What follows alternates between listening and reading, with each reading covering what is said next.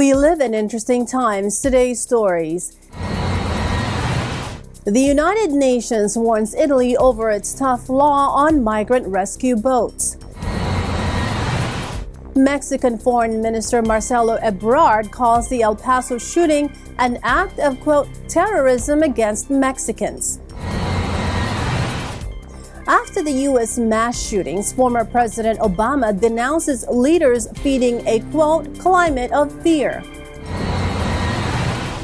In El Paso, Vice President Pence says, quote, hate has no place in America and seeks a swift death penalty for perpetrators. PDVSA HQ and gas stations after U.S. sanctions on Venezuela. Delcy Rodriguez says Venezuela denounces U.S. sanctions as intimidation. The U.S. will impose sanctions on, quote, all those who cooperate with Venezuela. Plus, in Washington State, Seattle's Seafair continues to build summertime memories. Hello everyone, I am Sarah Nachman bringing you stories from around the globe. And this is Eagle News coming to you from Virginia Beach, Virginia, USA.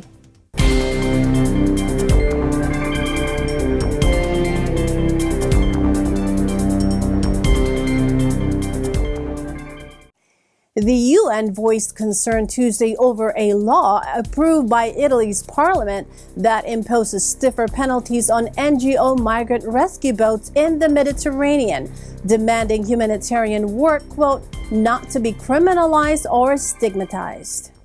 The European Union also said it planned to analyze the legislation's consistency with European law. The text adopted by Italian lawmakers gives far-right Interior Minister Matteo Salvini more authority to block ships carrying rescued migrants from entering Italian waters. According to the text, which still must be signed by Italian President Sergio Mattarella, NGO boats involved in search and rescue operations can be confiscated and captains fined up to 1 million euros or 1.1 million US dollars. The UN Refugee Agency said in a statement, quote, imposing financial or other penalties on shipmasters could deter or impede sea rescue activities by private vessels at a time when European states have largely withdrawn from rescue efforts in the central Mediterranean. NGOs play an invaluable role in saving the lives of refugees and migrants attempting the dangerous sea crossing to Europe. Their commitment and humanity should not be criminalized nor stigmatized. Rescue NGOs have continued to take to the seas to save lives despite a refusal by European ports to accept migrants. UNHCR also said rescue boats must not be redirected back to Libya, a key launching point for migrant vessels headed to Europe, given the extremely volatile security situation in the country. The extremely volatile security situation, ongoing conflict, widespread report of human rights violations, and routine use of arbitrary detention underline the fact that it is not a viable place of safety. Mexican Foreign Minister Marcelo Ebrard said the mass shooting in El Paso that killed 22 people, including 8 Mexican nationals on Saturday, was an act of terrorism against Mexicans during a press conference held in the city where the gun massacre took place. Consideramos que es un acto de terrorismo, en este caso efectuado en territorio de los Estados Unidos, pero de terrorismo contra mexicanos. Former President Barack Obama warned Monday against leaders feeding a, quote, climate of fear through their rhetoric as the United States mourned 31 people killed in 2 weekend mass shootings. Obama said in a statement, quote, we should soundly reject language coming out of the mouths of any of our leaders that feeds a climate of fear and hatred or normalizes racist sentiments. He did not specifically name President Donald Trump, who has been accused in the wake of the massacres in El Paso, Texas and Dayton, Ohio, of fanning the flames of intolerance through his anti-immigrant rhetoric. But Obama singled out leaders who, quote, demonize those who don't look like us or suggest that other people, including immigrants, threaten our way of life, or refer to other people as subhuman, or imply that America belongs to just one certain type of people. Addressing the Alliance Defending Freedom in Arlington, U.S. Vice President Mike Pence condemned the, quote, sinister ideologies that must be defeated in the wake of the mass shootings that took place over the weekend. Pence pledged to change legislation so people who commit mass murders can face death penalty swiftly. Hate has no place in America, and the sinister ideologies of racism, bigotry, and white supremacy must be defeated. We're developing legislation to ensure that those who commit mass murders face the death penalty swiftly. We directed the Department of Justice to work with local, state, federal agencies, as well as social media companies, to develop new tools to identify those seeking to do harm before they strike. Up next, PDVSA headquarters and gas stations after U.S. sanctions on Venezuela. U.S. will impose sanctions on, quote, all those who cooperate with Venezuela. Delcy Rodriguez says Venezuela denounces U.S. sanctions as intimidation. Eagle News will return in a moment. Don't go away.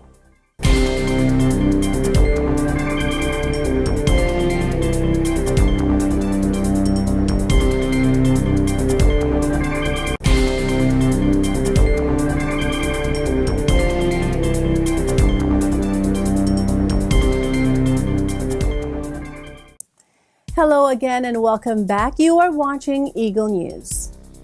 The White House said Tuesday it would use, quote, every appropriate tool to end the presidency of Venezuela's Nicolas Maduro after President Donald Trump ordered a freeze on the country's U.S.-based assets.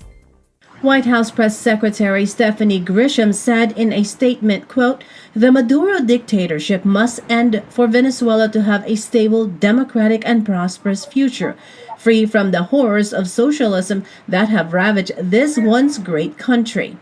As the Trump administration has made clear, all options are on the table. The United States will use every appropriate tool to end Maduro's hold on Venezuela, support the Venezuelan people's access to humanitarian assistance, and ensure a democratic transition in Venezuela. Trump signed an executive order on Monday that, quote, blocks all property and interest in property of the Venezuelan government within U.S. jurisdiction and authorizes sanctions on persons who provide support for the Maduro regime. It will also restrict the entry into the United States of sanctioned persons. The statement read the executive order directly targets those who undermine the country's opposition-controlled legislature, the National Assembly, or interim President Juan Guaido.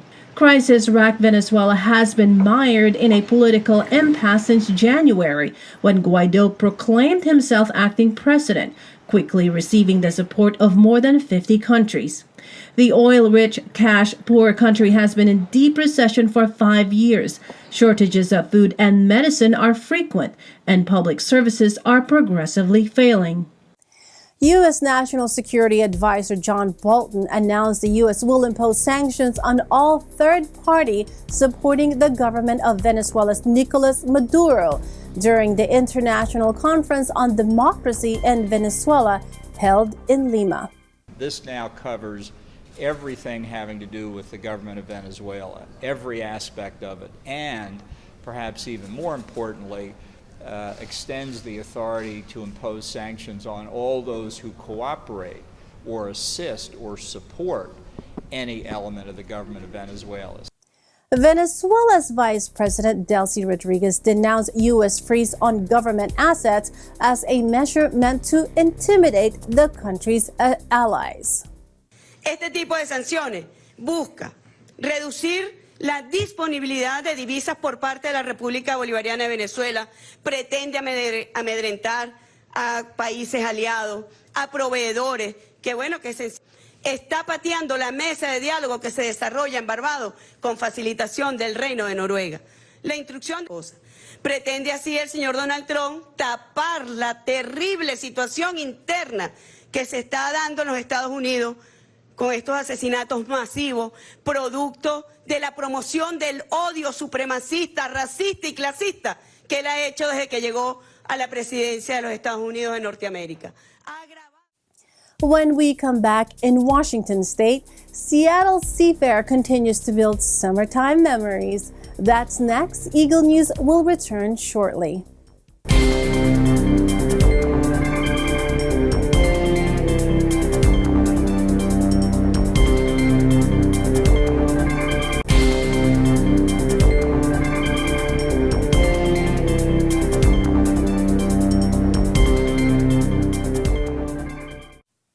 This is Eagle News. I am Sarah Nackman coming to you from Virginia Beach. Building communities, making memories, and providing affordable fun for Washingtonians, that's what the Seattle Seafair is all about. Let's check in with Eagle News correspondent Michael Hudson at this year's Seattle summer event. Take a look. Hey, what's going on, guys? I'm here at Genesee Park in Seattle, Washington for the 70th annual Seattle Seafair. So every year, this is the location where millions of Washingtonians gather here for entertainment, food, music, hydroplane racing, and yes, you guessed it, the Blue Angels Air Show. So give me a few moments to give you a breakdown of what went on this past weekend at the Seattle Seafair. The Seattle Seafair first started in 1949. Ever since then, it has been one of the biggest main staples and events in the city of Seattle. As it enters its 70th year, Seafair is a 10-week-long festival featuring over 30 sanctioned events that reach more than 2 million people. The main mission of this activity is to build the community, create memories for families, and provide affordable fun. There's just a lot of activities to do, a lot of Army recruitments, which is good for future candidates. There's just a lot of stuff to do, and little, I guess, like playgrounds for kids. There's like stuff for everybody to do, regardless of the age. There is one thing that the Washingtonians love to see at the Seafair every single year, and that's the Blue Angel Air Show.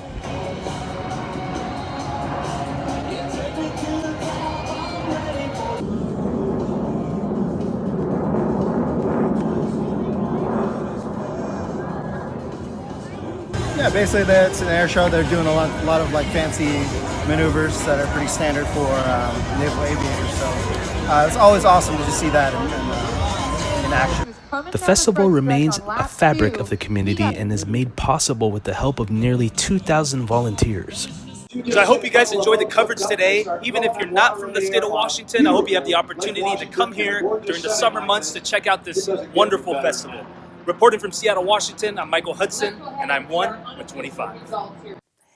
Thanks, Michael. That is today's Eagle News. Join us again tomorrow as we bring stories that matter to you. Visit our websites at eaglenews.net and eaglenewslive.com. Follow us on Twitter at twitter.com/Eagle News. And also don't forget at Facebook at facebook.com/Eagle News. Thank you for watching. We'll see you soon. I am Sarah Nackman, and I am 1 with 25.